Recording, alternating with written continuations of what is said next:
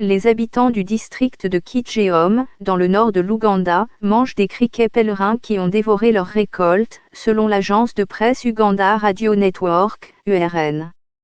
L'agence rapporte que les mauvaises récoltes dans la région ont obligé les habitants à faire des criquets leur source alternative de nourriture.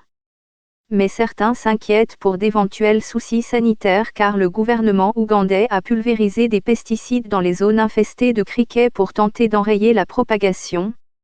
Des habitants ont déclaré qu'ils attrapaient les criquets, puis les faisaient bouillir et sécher avant de les faire finalement frire.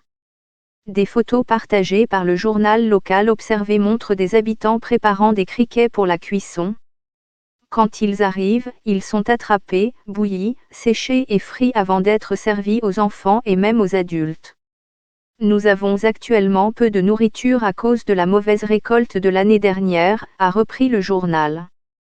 Christine Abalo, une habitante du village de Gogo et mère de 5 enfants, a dit à l'URN qu'elle avait décidé d'attraper les criquets pour en goûter la délicatesse, car les personnes âgées leur ont dit qu'il était comestible.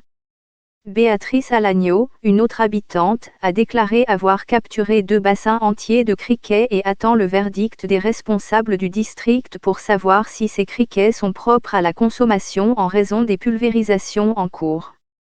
Monsieur John Bosco Komakek, responsable du contrôle des vecteurs dans le district de Kitgum, a déclaré à l'agence de presse que la consommation de criquets pèlerins n'est pas nocive et que ceux qui ont été capturés par les habitants n'ont pas encore été pulvérisés.